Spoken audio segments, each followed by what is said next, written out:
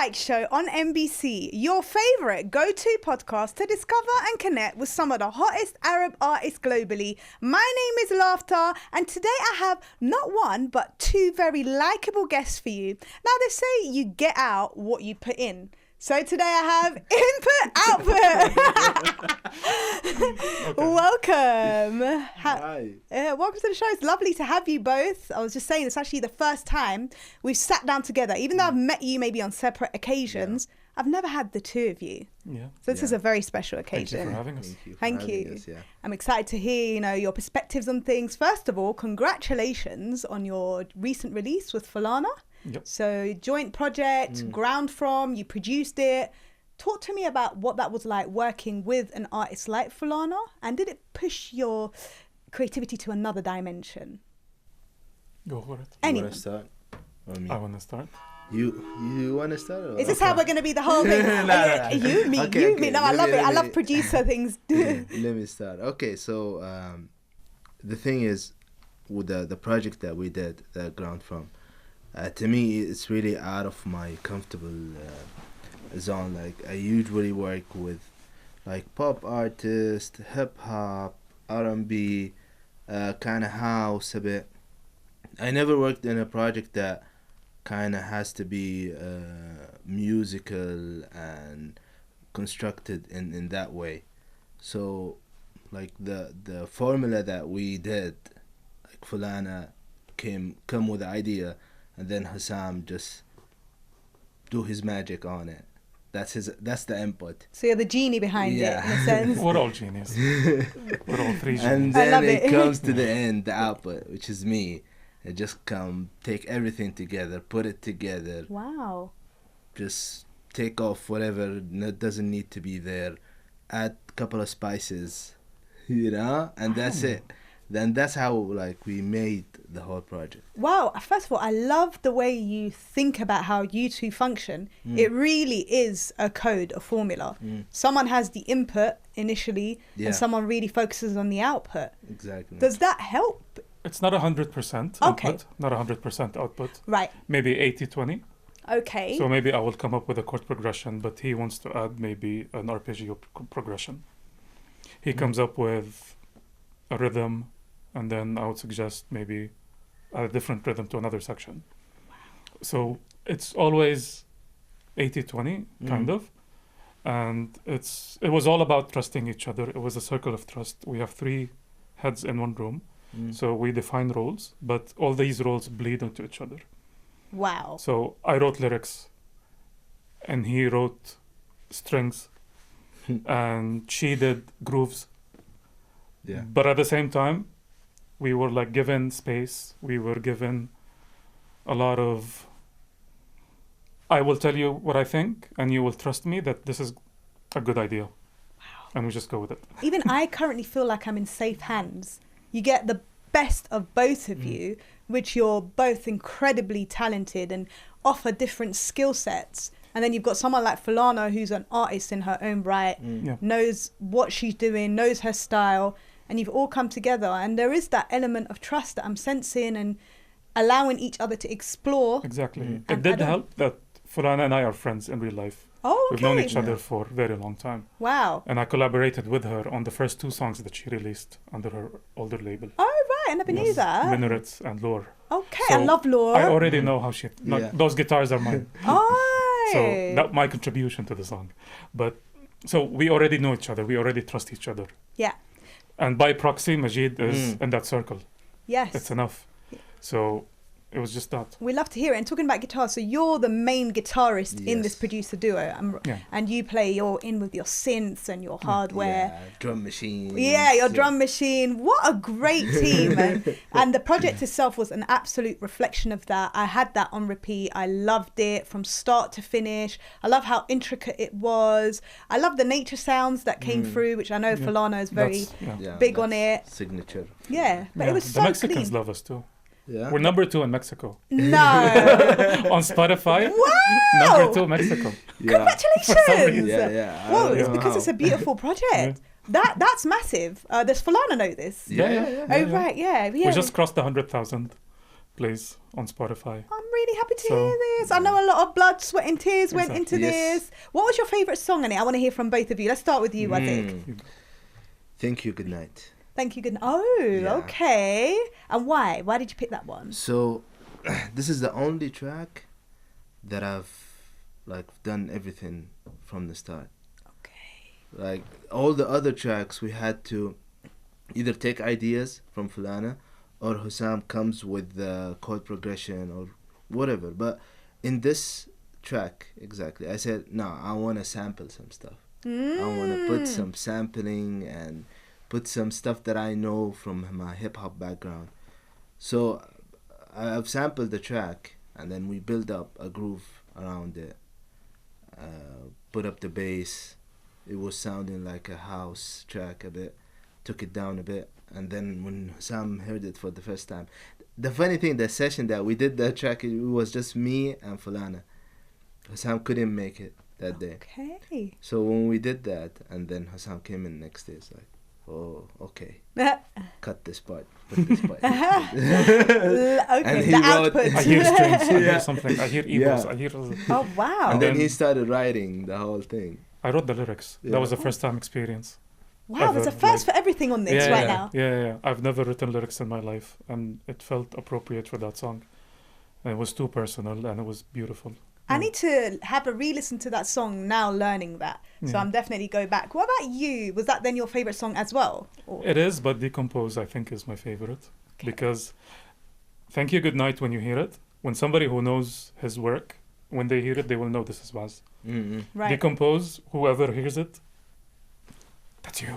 Yeah. Oh. First thing, You got because nice. I've put a lot of what I do on my solo acts, where I loop a lot of guitars. Okay. This was the case. Yes. So Fulana gave us the song. Yes. And it was somber beginning, Yeah. one verse, Yeah.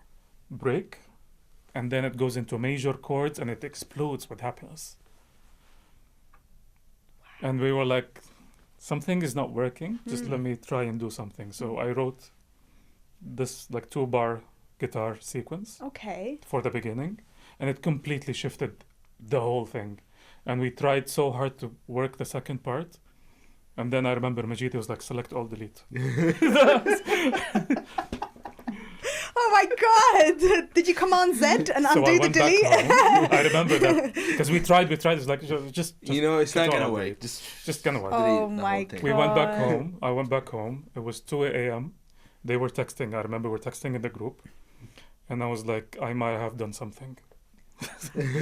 I recorded this 8 tracks of guitars, and this is gonna be the second part. Yeah. No negotiations. Wow. This is it. We went back to the studio. Heartbeats. I have a very close connection to heart sounds. Heartbeat is the rhythm, is the beat for the song. Wow. We're not going to talk about this.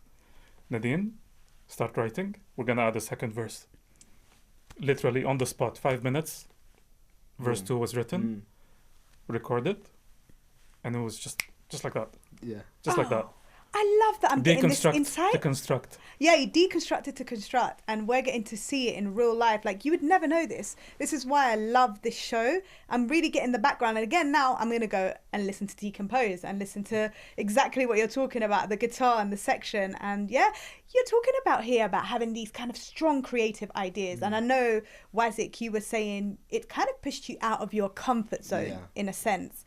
How did you deal with that as someone that seems that you kind of know your own style and sit within a style? Was it completely uncomfortable? Or did you eventually No, I love those challenges. Yeah. My home studio is like my comfortable place Yes. where I'm used to everything. Yes. I like going out to different studios, like studios that I don't know the setup there. It's completely different than how I'm used to. Yeah. It's nice. I think it gets from me something different. Absolutely. Like, Your I studio produce- is so cool. I love your studio. You've got all the hardware, you've got your synths, your Yeah. beat machine and every drum machine, and Yes. it's just, it feels like you're in some electronic world as soon as you step in there, and Exactly. that helps with your creativity. Yes, and the way that I'm plugging everything, it's not just about having all those instruments up there. It's how you make them communicate Wow. with each other, and with and how you take all those information and audio and record it in the computer. It's like All the inputs and the all the Yeah. inputs and the Sounds very outputs. Yeah, a lot of systematic, yeah. inputs and outputs. Yeah. I love it. So we're talking about creative similarities, creative differences as well. Now, you seem like you've also got a strong vision. You came here like, this is my guitar. Yeah. How do you resolve those beautiful creative differences, which you're meant to have, by the way? That's what the idea. Everyone's different. There were a lot of guitar parts that were deleted. They just didn't work. A part of the process was you need to trust yourself first. When I say my opinion and I trust my opinion and I trust myself in that opinion, it's going to go. And they trust me, so they're going to let it go. Vice versa with Fulana. So it's a lot of not creative differences, but it's always a conversation. Always a conversation. And I always remind them, it's all digital. We can just delete this. Yeah. It's okay. It's not tape. It's not tape. Yeah, that's so You know, true. undo, redo is so easy. Yeah, we're in 21st So century. let's we're just, yeah. you have an idea, let's just try it. Yeah. Does it work? Maybe it works for the song, but it doesn't work for the project. Yeah. True. As a whole story that we're trying to tell and weave, that part might work for the song, but not for the project. So take it out. Take it out, just don't forget about it. Keep it on the side. Yeah, I love that, because some things don't always work. And Yeah. creatively, you shouldn't ever scrap something. Nothing. It will work later on. Like I've made beats, for instance, in 2022, and people now are taking them and using them. Yeah. Like I didn't scrap them. I just sat on them and I was like, and then you send it out and people like them. You're like, but that's like when I was just starting out or something. But you never know, you know. And also ideas are always beautiful and maybe relevant to a certain time and period, Yes. and maybe a style. And like you said, you had a bigger vision for the project, so maybe it didn't suit there. But talking about project, you've got another side of this album coming out, Ground From, Yes. soon. So what? Ground 2 or from? Ground 2. Ground 2 it's called. Okay, I don't know what it's called. From and to. Yeah. From and to. Oh. Okay, you forgot that. Minha ilayha. Okay, Minha. Like, I'm so here for it. Are there any sneak peeks? Anything we can like look forward to in it? What are you expecting to gain out of it? It's going to be all Arabic. Oh yes, okay. I think I might have had a little. Someone tell me that. It's going to be all Arabic. Yeah. It's going to be up-tempoer. Oh, like house. It's not house, it's just upper tempo Okay. from the first one. Right. It's going to be more, because the concept that this is the journey underground, so it's going to sound like it's underground, literally. Wow. Literally. So all the sonic, all the sound selection, the sonic that is built there is all will reflect. Yeah. Whether it's lyrics, whether it's music, whether it's tempo, whether it's I the whole thing. I really, really love Yeah. that, and I feel like you guys seem to immerse yourself fully from the concept itself, and that's important. It tells the story. Yeah. If you don't have an idea, where are you gonna go with it? But also, if you have an idea for a song Yeah. and then you do it, in my opinion, if you have an idea for a song and you execute it exactly how you thought of it, it means that you haven't had any creative ideas in the process. Ooh, you're putting a twist to this now. Yeah. Right. So you you have could, to embrace the process where it's okay if the final outcome is not like the beginning. that's so true. I agree with you on that. At least you It thought of happened something. on all songs. Yeah. On all songs. We have an idea, we want to do it. It sounds completely different in the end, Progress. but to it's just something. much, much better. Mm. Which means we've had a lot of creative ideas, a lot of experiments along the way to come up with that. That's very interesting. Yeah, because sometimes you think that's the right idea, and you can get It's the right frustrated. start. Yeah, it's the right start. That's it. That's all that matters. I like that way of thinking. Your style is a blend, isn't it? It's got a mix of like hip hop, house. I know you're inspired maybe a bit by UK house. Talking of genres, I genuinely want to hear your opinions on this. Are they relevant in this day and age? Do you have to be boxed in a genre as a producer? I think you need to, as a producer, you need to understand every genre. Like every genre has its own style, its own tempo, its own groove, the sound selection. So whenever you want to make something or you have an idea, the idea is gonna be a mixture between this genre and this genre and this genre. I love that. Yeah, you don't need to be boxed in like, oh, I'm doing pop. Okay, what is the hottest top 10 pop? This track. Okay, I'll do the same. No, you could just have an idea of doing a pop track with a soul feel and maybe house drums and with like a hip hop attitude.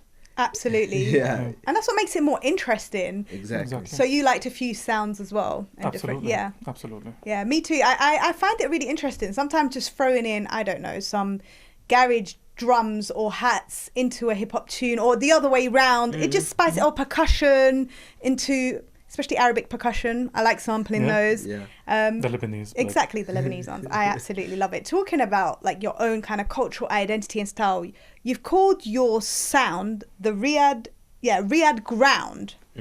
Why? Why have you named that as your, almost like your genre in a sense? Talk to me about that. So it's Riyadh Ground. If you look in history, Yeah. I think geographic locations have always been tied to cultural movements, Ooh. especially in films. Okay. The French New Wave, the German Expressionism, the Italian post-war. Wow. There's a lot of geographical locations that are tied to cultural movements. So why not? Why not do Riyadh Ground, which is a sound that fuses what we're doing, and we bring in artists from different backgrounds, from different genres, and come into the Riyadh Ground. Yes. So Riyadh Ground has real clear sonic characteristics, I love it. and maybe it won't be known now, but in 5 years, if I hear a song and they would reference a song that we did, I will know that Riyadh Ground worked.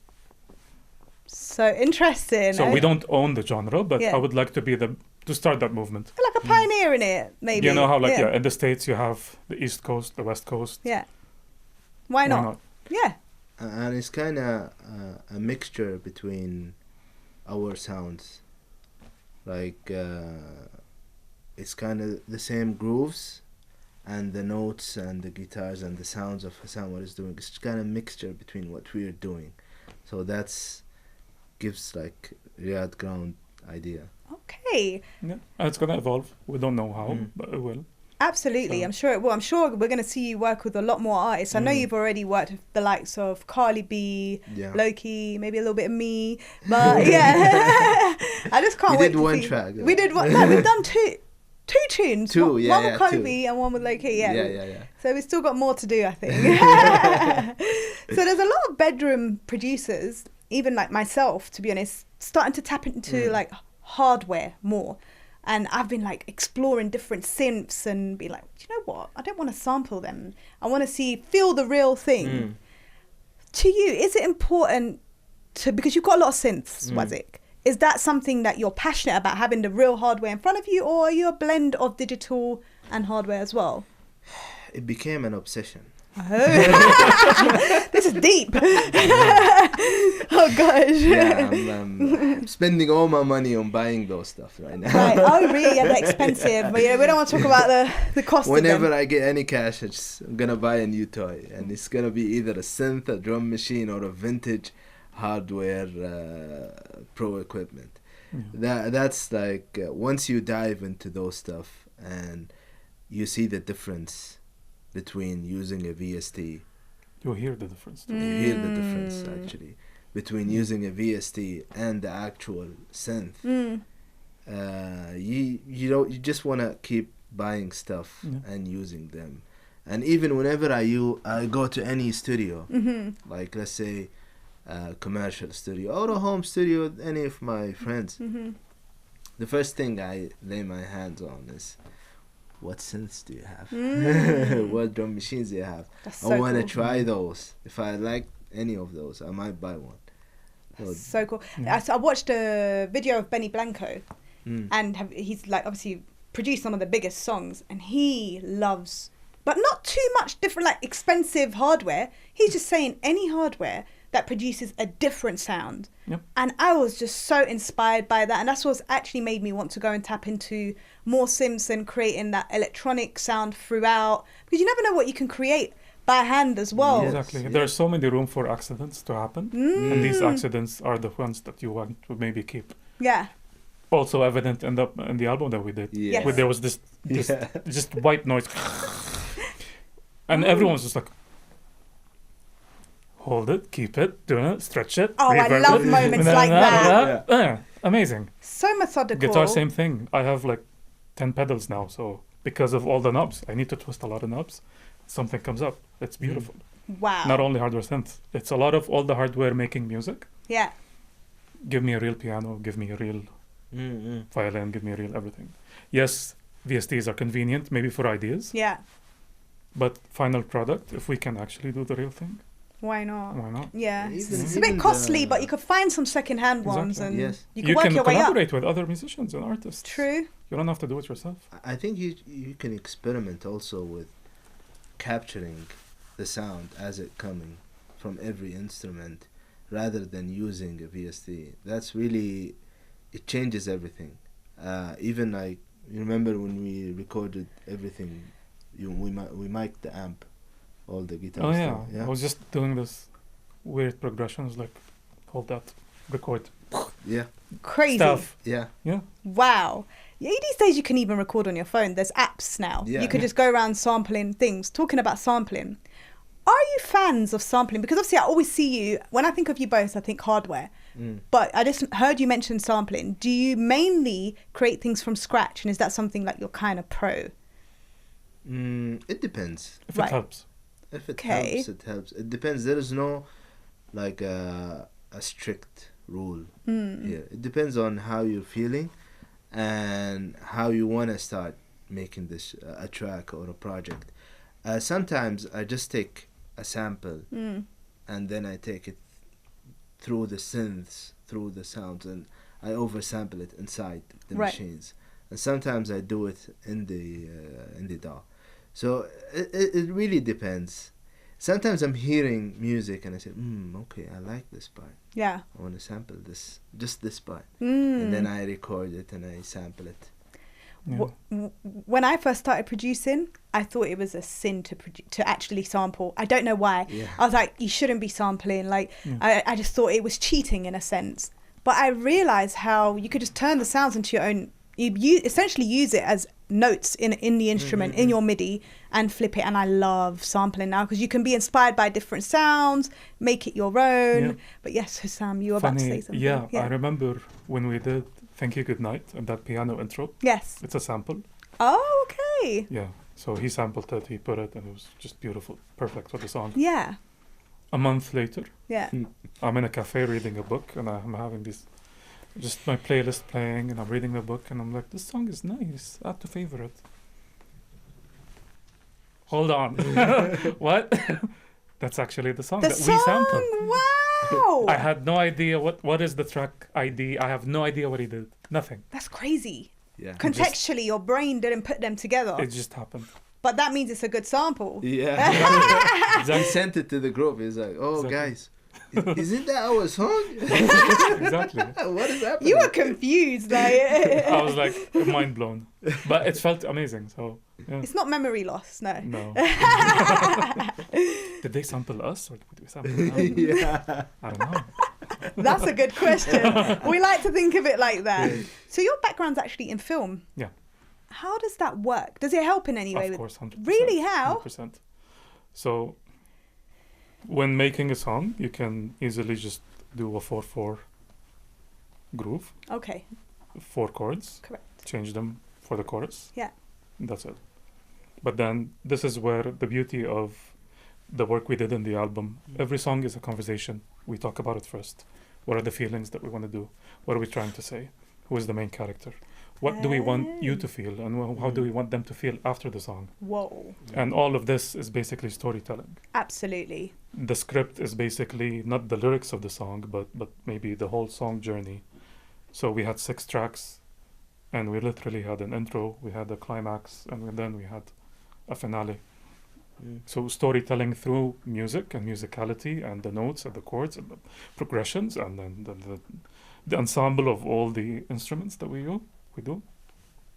It Wow. works. Wow. It works. Absolutely. I love Yeah. when you can cross over and, get All straight- organically. Like I haven't thought about it. I realized that later on after we were done. It was Yeah. like, this is exactly how it is.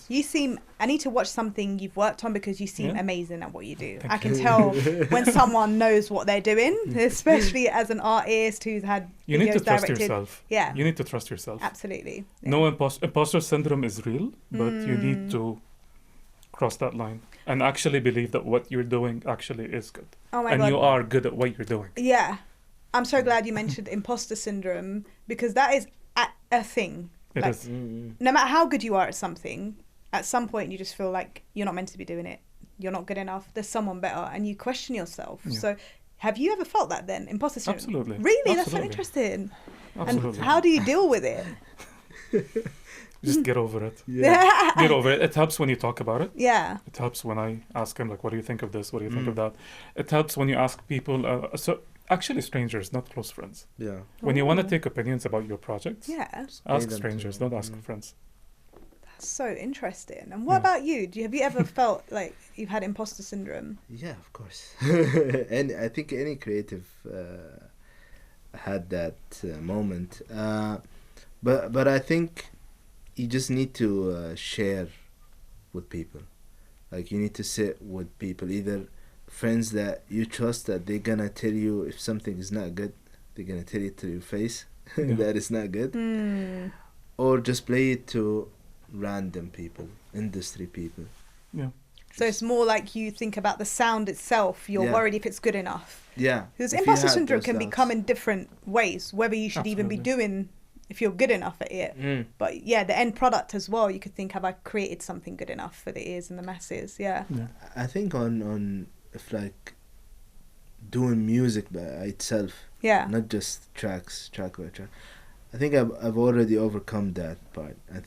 Nowadays, there's certain choices that I'm doing that kind of doesn't make sense. It looks that doesn't make sense, but I just have an idea and I want to do it, and I just trust myself, Yeah. and I keep doing it, and the result always, alhamdulillah, always good. Wow. Okay. Absolutely. As producers, input output, what would be an ideal situation for you? Okay. So Let's go one each. Seen as one's output. I've always put an end goal, and that end goal is basically the things that lead to that end goal. I would love to be on a stage where it's input output featuring all the artists that we work with. Wow. That would be a dream come true. OMG, I'd love that. So the things that you have to do to reach to that stage is what we're working on right Yes. now. Right, we're going to manifest this. Input output on a really big stage and bring out all the artists, including me. We're going to come out. We're going to You know how Daft Punk works, you know Yeah. how Odisa works, how Yeah. Bonobo works. Yeah. Like there's a core, and then there are a lot of collaborators and Mm. friends that come together. Oh, yeah, I see this happening. What about you, Azik? What would be Really, your- this is the first conversation we had, me and Hassam, is talking about this. Oh, really? Yeah. Like the first time we discussed is doing input output, or doing like a duo, me and him. It's always about, like, the end goal is we have a stage where input output are doing a whole show with all the collaborations that they made. Wow, we're aligned then. Yeah. That is good. That means it's going to happen. Time to make some phone calls. Yeah, a few phone calls. You never know. I feel like this is something very realistic, and you're working is. with It artists. is. bro. Yeah, okay, off camera Yeah. you can tell me. So what's next then? What's in the pipeline for input output? So input output is kind of growing into not only producers, Okay. but more of a quote unquote boutique record label. So we want to have an artists, and if we want to collaborate, you love us, we love you. Why not? Let's do some contracts. Let's soon do some deals, and let's grow the scene together. This is one avenue. The other avenue is, I would love it. Again, I always reference Daft Punk because Daft Punk seeps into a lot of art fields. Yeah. So why not we do a soundtrack for a film? Wow. Why not we do a soundscape for a whole exhibition or an art exhibition? Okay. Because art, film, and music are always tied together. Yeah. So why not be part of all these three industries? Why not? Music is everywhere, and it seeps into all these fields. Absolutely. So why not? It's a Nice. major part Yeah. of everything. Beautiful. Okay, so Yeah. more for input output, a lot more outputs then. Yeah, exactly. It's going to require a bit of work methodologically. That's the word I'm trying to use. Yeah, that is the right word, right? I've probably read it, but I've never used that in my terminology. So there we Methodically. There we Yeah. go. Not medically, methodically. Yeah. Right? We're in there. I'm gonna shoot some quick fire questions, and each one of you we'll go in order. So it'll be Wazik, Hussam, like that the whole time, right? And just give me the first answer that comes to mind for Spill the Tea. Analog or digital? Analog. Absolutely analog. First piece of gear you ever bought? Uh, Can we have a boo there? Yeah. Marta, we definitely need a boo. It's an Novation digital synth. I don't remember the name. Okay, Novation. Yourself? Just trying to remember the year. It was a Yamaha F310 acoustic guitar, Wow. Jamjoom Center, 350 riyals, 2001. Wow. Go-to synth or plug-in? Synth. Both. Go-to, your Oh, go-to. go-to. Yeah, Ah, yeah. go-to. Prophet 10. Prophet 10, nice. I have a DeepMind synth, but I also like Labs from Spitfire. Oh, It's right. incredible. Nice. Yeah. Favorite artist that you're currently obsessed with right now? It's very hard. None. Think of anything. Okay, I'm going to ask you. Favorite artist you've worked with so far? I think I will go with Miller. Wazik. Was it? Ah, good same answer. Come on, we won. This one's so You can't say important. that. Very, very important question. Coffee or Karak? Coffee. I was a coffee addict until my heart decided to go kaput, so Karak. Oh gosh, yeah. Yes. Biggest studio pet peeve? Something that's like gets under your skin. Like a big no in a studio. Smoking. Okay, smoking. Smoking. Yeah. People that they're not musicians and they're just sitting there and chatting. Just get out. Respect the room. Please get out. One thing that's always in arm's reach in your studio. Water. Yeah. The MIDI keyboard. Fair play. That's a good one as well. Most overused sound effect in modern production. Is it like a plugin? Yeah, plugin. I have a cool plugin called Drip. Yeah. I don't know why it works with everything. Whenever I throw it, I just Drip is adjust cold. the settings and it always works. I love it. It's an effect plugin. What about Yeah. you? Like, what's an overused one that you think has been overused? Autotune. Auto. Sorry, not sorry. Yeah, sorry, not sorry. Fair play. Woo! Round of applause for that, babe. We did it. You're through, and thank you so much. But before we let you two lovely chaps leave the Laughta Likes pod to say, I do want to get into my artist baton. This is a part of the show that I really love and I'm passionate about. It's where we think about an artist together that you would like to pass the baton to, because this is all about community building, supporting one another, and normalizing that it's okay to shine light on other people. So who else would you like to see on the Laughta Likes show? Who's been here before? I mean, can't you tell you. us, right? No, I can't tell you can't that. tell us who's been here. Who are you feeling? Who do you think? You know what, Laughter, I'll chat with this person. No. We can't say Fulana. I think she's older. No, you could say Fulana. She older. Yeah. Okay, I'm gonna say Anas Baz. Okay, Baz. Yeah. Yeah, he's good. Yeah. He's very talented. Producer. Fine, we'll go with that. Baz to be on the Laughta Likes show. Yeah. Thank you so much for joining me. It's been incredible to have you both, and I can't wait to see what else you do. There's so many ideas, great ambition that I know is going to come to fruition. Thank you for tuning in to the Laughta Likes show on NBC. Now, if you enjoyed hearing from Input Output, you can tune in to the Laughta Likes show on NBC Loud, where I'll be playing some of their music from Ground From and much more. Catch me here next week, same time, same place, with a different face, as we continue the journey of diving into the minds of the creatives shaping the future of music. It's your girl, Laughta.